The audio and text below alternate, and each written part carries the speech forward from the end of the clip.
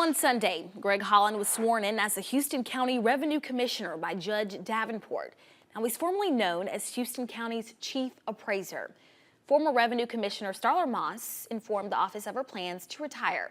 Now, both she and Commission Chairman Brandon Shoup approached Holland with a plan to put his name in for appointment.